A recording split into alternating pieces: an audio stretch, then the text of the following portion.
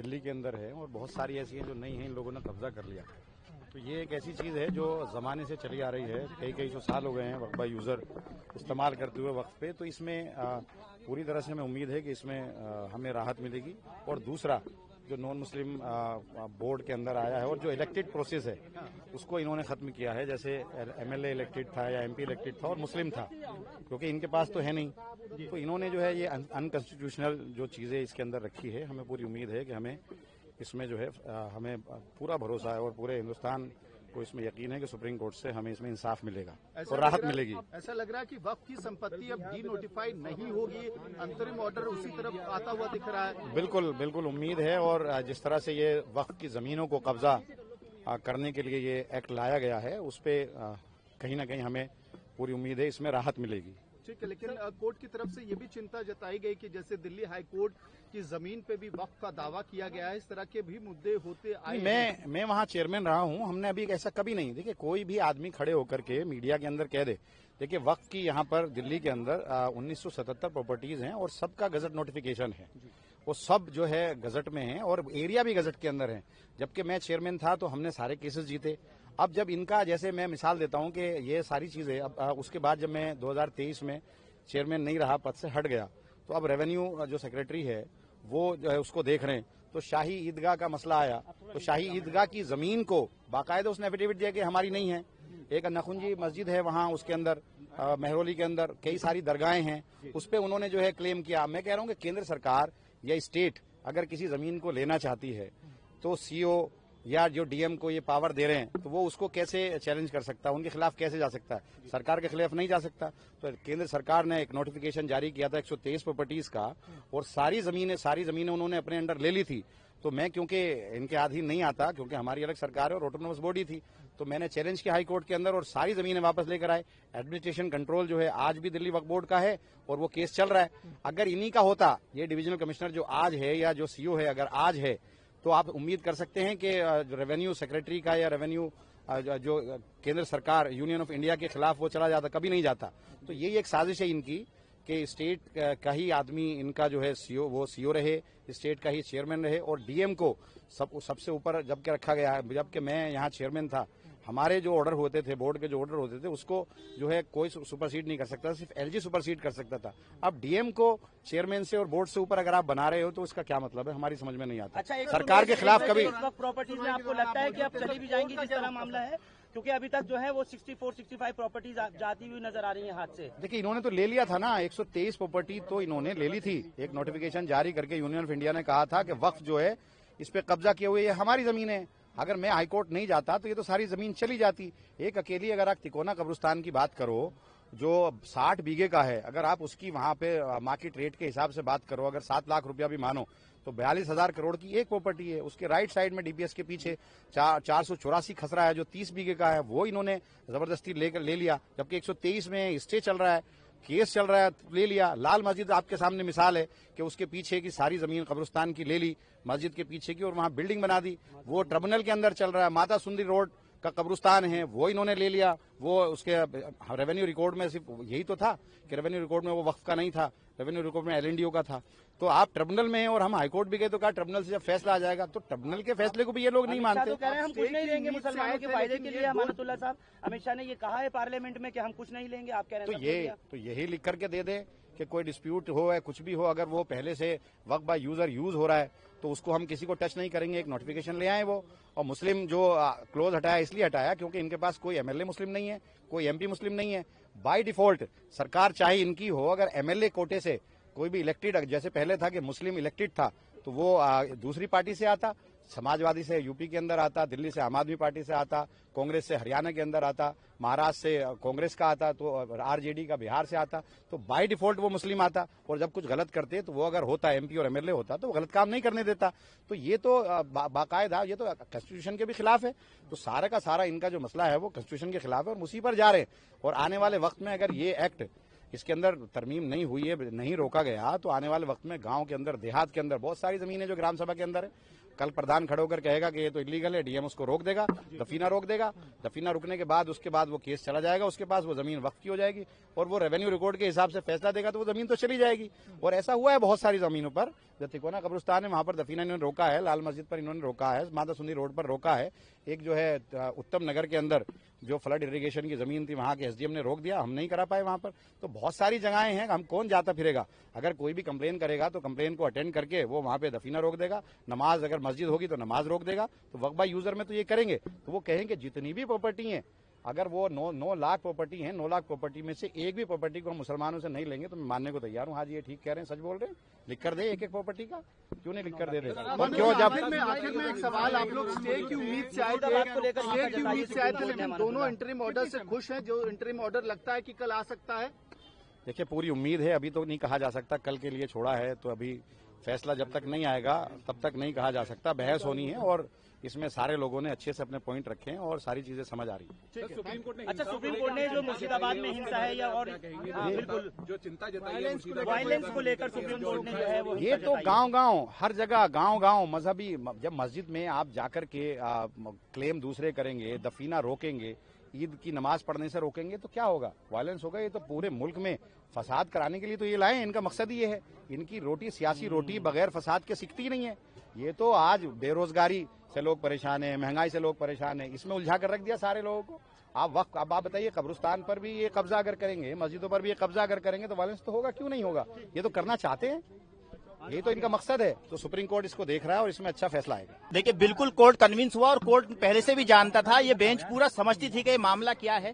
Bench ने 4 point को है रेज किया उसमें। बेंच ने पहले कहा कि नोटिस तो हम इस पे इशू करेंगे, जो सॉलिसिटर जनरल है उसको कहा कि हम आपको नोटिस इशू करते हैं, ठीक है नोटिस इशू करेंगे हम, लेकिन हम इसके ऊपर ये कोई पार्लियामेंट एक्ट बनाती है तो उसके ऊपर स्टे नहीं लगाते हैं। लेकिन ये एक्सेप्शनल केस है, ये केस एक एक्सेप्शनल केस है जिसके लिए हम इस पे इंटरिम स्टे देंगे, हम इस पे इंटरिम रिलीफ देंगे। इंटरिम रिलीफ जो है कोर्ट ने ये कहा कि हम अभी डिक्टेट करा रहे हैं इंटरिम ऑर्डर, उसमें उन्होंने हमें क्या क्या रिलीफ दिया। पहला रिलीफ दिया कि एक्स ऑफिशियो को छोड़ करके बाकी जो भी मेंबर होंगे वो सब मुस्लिम होंगे, ये हम लगाते हैं। दूसरी चीज, जो कलेक्टर अगर जाकर के सर्वे करता है तो वो कलेक्टर जाके सर्वे करने से पहले कोई उसका नेचर नहीं चेंज कर सकता और करने से पहले हमारे यहाँ एप्लीकेशन लगाएगा इस कोर्ट में आके।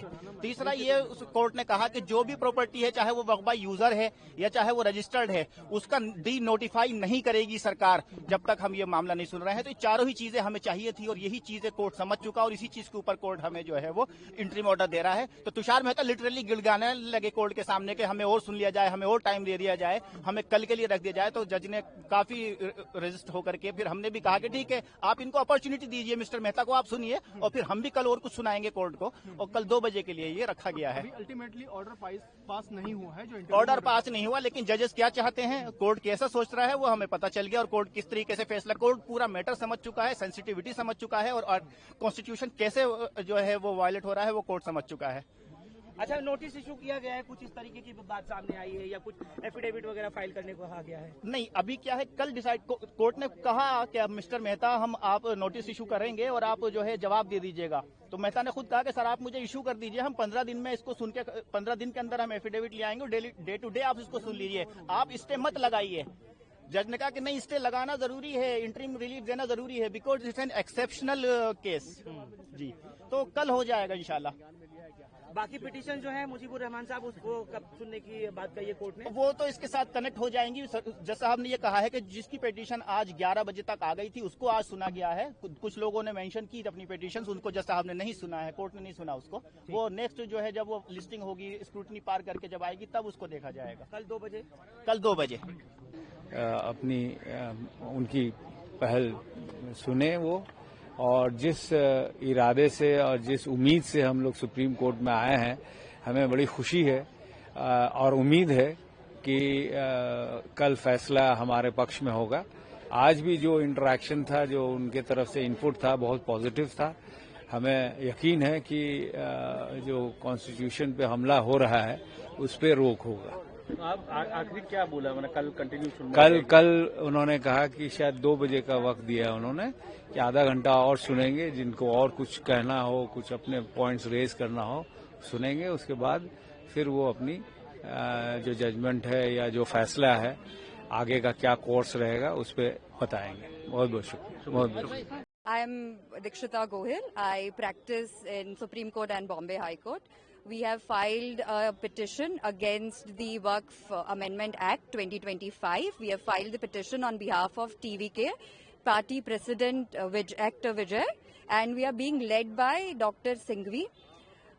We have at length argued against the amendment being brought by the BJP government, and because we have filed this petition because we believe that Muslims, like any other religious denomination, have a right to practice their religion and practice it freely, including giving donations to charity. And today the court has heard us at length. Court has simply adjourned the matter for hearing us on interim relief tomorrow. Hearing was commenced today. We started the hearing, and the charge from the side of the petitioner was led by Mr. Kapil Sibal, Senior Advocate, followed by Mr. Sanjay Hegde, Senior Advocate, Mr. Rajiv Dhawan, and other Senior Advocates. And from the indication that we got from the bench, the bench was considering passing ad interim injunction on certain provisions, staying certain provisions.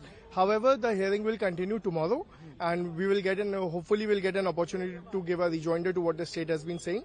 And we are very hopeful for a positive outcome. So what was the opinion of the court about your arguments led by... See, it is still, the arguments are ongoing. The mood of the court keeps on changing. We cannot give a finite answer to this. All right. But we are hopeful that it will be positive for us. देखिए, आज जो court में बहस हुई है, जाहिर है कि सब वकील बात नहीं कर सके इसके अंदर जितने पिटिशनर हैं, लेकिन कुछ खास लोगों ने बात की। कपिल सिब्बल जी ने बात की है, और हमारे धवन साहब ने बात की है, फिर अभिषेक सिंघवी साहब ने बात की है, हुजैफा साहब ने बात की है, और इसके साथ साथ हम ये देखते हैं सरकारी वकील साहब लोगों ने बात की है। तो देखिए, बुनियादी बात जो आज ज़ेर बहस आई है कोर्ट के अंदर, एक बात ये आई है कि वक्फ बाय यूजर का जो कानून है वो उसको आप खत्म कर रहे हैं, और आप वक्फ की प्रॉपर्टी के बारे में ये बात कर रहे हैं कि अगर कोई चीज वक्फ की प्रॉपर्टीज है तो वो वक्फ की प्रॉपर्टीज अगर वक्फ बाय यूजर कैटेगरी में आती है तो उनको अब तक के जो आई है वो तो हम मान लेंगे, लेकिन वो अगर डिस्प्यूट है उसके ऊपर में कोई प्रॉपर्टी पे तो वो वक्फ बाय यूजर में काउंट नहीं होगी। तो अदालत ने ये जानने की कोशिश की डिस्प्यूट से क्या मुराद है, ये डिस्प्यूट पहले से मौजूद है वो, या आप दूसरा नया डिस्प्यूट खड़ा करेंगे वो, तो उस पर कोई स्पष्ट जवाब नहीं आया। दूसरी बात, सरकार ने यानी अदालत ने ये पूछा कि आप ये कह रहे हैं कि वक्फ बोर्ड के अंदर जो मेंबर्स हमने 2 नॉन मुस्लिम रखे हैं तो क्या 2 के अलावा और नहीं होंगे? तो उन्होंने कहा नहीं, 2 के अलावा नहीं होंगे, 2 ही होंगे।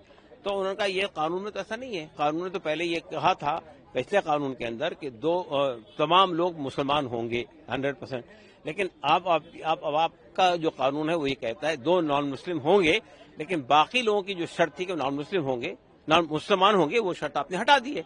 तो आपकी बात में और कानून के अंदर 2 कन्फ्लिक्ट हो रहा है। तो उन्होंने कहा नहीं, जेपीसी के अंदर इस पर बहस हुई और सरकार ने जेपीसी के सामने अपना पक्ष रखा। उन्होंने कहा हमें उससे मतलब नहीं है, हमें ये मतलब है कि कानून में क्या लिखा हुआ है और कानून से क्या चीज बनती है।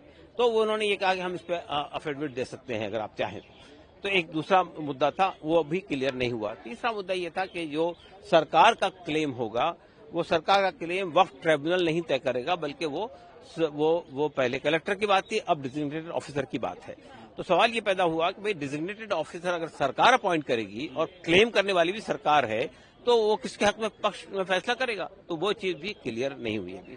चौथी बात उसमें ये आई कि साहब उन्होंने कहा हमने इसमें विमेन के लिए गुंजाइश रखी है और हमने बहुत सारी और लोगों के लिए गुंजाइश रखी है। तो ये सवाल पैदा हुआ कि भाई विमेन की गुंजाइश तो पहले भी थी, इसके अंदर कोई नई बात आप नहीं कह रहे हैं। तो बहरहाल अभी इसमें कई ऐसे फैक्टर चीजें हैं जो बाकी हैं। मिसाल के तौर पे लॉ ऑफ लिमिटेशन के एग्जम्पशन से इसको आपने खत्म कर दिया। यह कंपैरिजन भी आया कि जो हिंदू एंडोवमेंट्स हैं और जो सिख एंडोवमेंट हैं उसको ये सब प्रोटेक्शन हासिल है जो प्रोटेक्शन आपने वक्फ बोर्ड से छीन लिए, वक्फ कानून से छीन लिए। तो इस पर भी कोई स्पष्ट जवाब सरकार की तरफ से नहीं आया है। बहरहाल हमें उम्मीद है कि जिस तरह से बहस चल रही है, हमें उम्मीद है कि बहरहाल कल भी इस पर और विस्तार से चर्चा होगी। हम ये तवक्को रखते हैं कि या तो पूरा एक्ट स्टे हो जाएगा या इसके कई ड्रैकोनियन प्रोविजंस को स्टे कर दिया जाएगा। देखिए, एक जो जुडिशियल प्रोसेस होता है, किसी भी पिटीशन को जब फाइल किया जाता है तो कोर्ट के सामने पहली तारीख पे उस पर एडमिशन के ऊपर बहस होती है और देन उस पर नोटिस इशू करने के बाद जवाब दाखिल करने के लिए समय दिया जाता है अपोजिशन को और इंटरिम पे आर्गुमेंट्स होते हैं। तो आज प्रक्रिया जो रही वो नोटिस इशुएंस तक की रही वहां पे कोर्ट ने आज सुना, बहुत डिटेल में आर्गुमेंट्स हुए दोनों पक्षों की तरफ से। कई पिटीशंस थी जिसमें मिस्टर ओवैसी की पिटीशन थी, अन्य भी कई लोगों की पिटीशंस थी। वहां पे सीनियर काउंसिल सिब्बल साहब ने, अभिषेक मनु सिंघवी ने और हम लोगों ने अपने अपनी पिटीशंस पे बहस की। हमारी पिटीशन बिहार आरजेडी के एमएलए मिस्टर इजहार असफी के बिहाफ पे थी, जो कोचाधामन कॉन्स्टिट्यूएंसी से विधायक है। तो कोर्ट ने चूंकि इंटरिम पे आज हम लोगों ने प्रेस किया कि इंटरिम रिलीफ के तौर पे कुछ चीजों पे स्टे होना चाहिए, कुछ प्रोविजंस पे, तो कोर्ट ने उसके लिए कल की तारीख मुकर्रर की है और कल 2 बजे दोबारा इस पे सुनवाई होगी। चूंकि स्टेट की तरफ से, केंद्र की तरफ से इस पे समय मांग लिया गया इंटरिम पे आर्गुमेंट्स के लिए। I am Abbas Hafeez, one of the petitioner for the Waqf act 2025. And we have been very hopeful in the Supreme Court from day one, from the very morning. And the way Supreme Court has entertained our petition, that was a remarkable one. और हमें पूरी उम्मीद है कि supreme court कल stay करेगा। अगर supreme court ने एक दिन का समय लिया है तो ये एक उम्मीद से भरा दिन है कि बहुत अच्छी पिटीशन में बहस भी हुई है, बहुत अच्छी वहां चर्चा भी हुई है। सुप्रीम कोर्ट ने सरकार से जो सवाल पूछे हैं उन सवालों के कोई जवाब सरकार के पास नहीं थे। सरकार से सवाल उन्होंने पूछा सुप्रीम कोर्ट ने कि अगर जैसे मुस्लिम वक्फ में 2 गैर मुस्लिम सदस्यों को आप लाने की बात करते हैं तो क्या हिंदू ट्रस्ट में भी लाया जा सकता है मुस्लिम सदस्यों को? सरकार के पास कोई जवाब नहीं था। नोटिस इश्यू हो जाएंगे कल तक और स्टे हो जाएगा, ये पूरी उम्मीद हम करते हैं। सुप्रीम कोर्ट से पूरी उम्मीद है न्याय की, जहां सरकार ने बहुत भारी वायलेशन किया है आर्टिकल्स का, कॉन्स्टिट्यूशन के आर्टिकल्स के वायलेशन का इतना ज्यादा अगर वायलेशन हुआ तो ये पहला कानून बना है जिसके ऊपर हम उम्मीद है सुप्रीम कोर्ट फैसला सुनाएगा। यूजर को लेकर के भी सुप्रीम कोर्ट का रुख दिखाई दिया और कहीं ना कहीं जो पश्चिम बंगाल में हिंसा हो रही है देखिए एक्ट को लेकर के, उस पर भी ये वक्फ बाय यूजर अपने आप में जिस तरह से उसको हटाया गया है वो अपने आप में आर्टिकल्स का वायलेशन करता है कॉन्स्टिट्यूशन के। सुप्रीम कोर्ट ने सवाल पूछे हैं, कल तक हमें उम्मीद इसके ऊपर स्टे भी होगा। देखिए आज की तारीख में जो हालात वक्फ बोर्ड्स के बनाए गए वो सबके सामने है और सुप्रीम कोर्ट ने जो टिप्पणी की है हमें उम्मीद है कि सुप्रीम कोर्ट वक्फ को मजबूत बनाने की तरफ जाएगा। दिल्ली हाई कोर्ट की जगह पे ऐसी बहुत सारी भूमियां होंगी जिनके आप पुराने रिकॉर्ड देखेंगे, पर आज विवाद किस तरह का है कि आप आज की भूमि के ऊपर क्या करना चाह रहे हो। भूमाफियाओं की नजर गड़ाने वाले सरकार में बैठे हुए हैं, संरक्षण दिए हुए, तो उनसे क्या उम्मीद? जवाब दे सरकार का जो सरकार से सवाल पूछेगा।